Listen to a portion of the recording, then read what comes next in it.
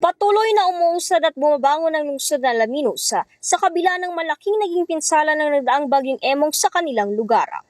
Ayon sa naging panayam kay Maylene Madalas-Tasa, ang siyang City Disaster Risk Reduction Management Officer ng naturang syudad, na lahat ng sektor gaya na lamang ng agriculture, fisheries sector, tourism sector, infrastructure at iba pa ay lahat nagkaroon ng malaking damage at gayon din ang 100% ng population sa naturang syudad dahil sa hangin na dala ng nagdaang bagyong sa Emong at kung ikukumpara rin ito noong 2009. Anya na patuloy naman silang nakikipag-ugnayan sa kanilang mga mamamayan para sa assistance na kinakailangan at nakarating na rin sa bawat pamilya ang mga relief packs. Bukas pa rin naman ang tanggapan ng lokal na pamahalaan ng Alaminos sa mga nagnanais na gustong tumulong sa kanila. 100% of our population is affected, of course, especially on infra, agriculture, yan nakikita sa aquaculture, livestock, lahat po yan affected. Malakas kasi yung hangin, so it's more on infrastructure, especially yung mga kabahayan natin na made of light materials. Yung mga agriculture po, mga pananim, mga punong kahoy, yan po, mostly ang affected po sa atin. Ayun, sa fisheries, malaki rin po ang damage natin. Almost lahat po ng aspect malaki ang damage. Sa tourism po, syempre, marami pong nasirang infrastructure sa 100 Islands National Park. Mga major damages, and siyempre na-affect yung pagdating ng ating mga turista dito sa Alaminos. Sa Central Business District, okay naman na po. Yung mga interior barangays na lang po yung mga inaayos po ngayon. And nandyan pa rin naman po yung mga tumutulong po sa panel ko na ibang mga companies para po mabilisan po ang pag-restore ng ating mga electricity. Ayun, so nakapag-submit na po kami sa DSUD ng mga total damages, partial damages.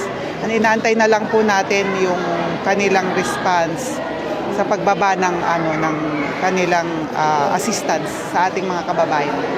Nakapagbigay na po kami, of course, ng mga emergency food assistance. Tapos may mga kababayan tayo na tinutulungan natin, although may mga iba pa na nasa yung mga totally damaged talaga, nasa mga evacuation areas pa ng barangays, pero ilan na lang po yun. And yun, may mga prepare po tayong financial assistance para po sa kanila. Yes, actually nung 100% ng population ng families ng Alaminos nabigyan po ng city government. And ngayon po ang nag-e-effort yung ating mga barangays, then naglabas din po sila ng kanilang mga quick response fund para sa second wave po ng relief distribution. Madami after ng bagyo, nandyan po yung mga LGUs na tumulong sa atin sa clearing operations. May mga NGOs din, mga CSOs na tumulong, and yung mga volunteers natin, especially sa repacking ng mga goods. Talagang nagdagsaan po yung tulong sa amin, kaya hindi po naging mahirap sa amin yung pag-prepare ng mga relief goods.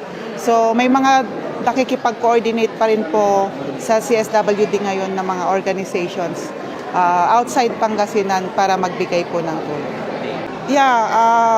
After po nung Emong din po. 2009.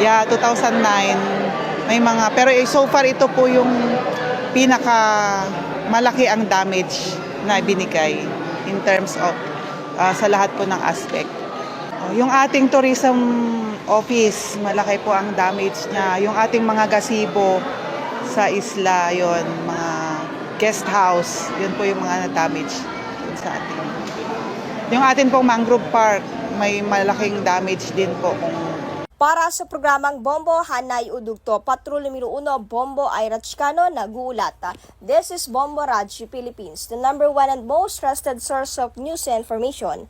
Basta Radyo. Bombo!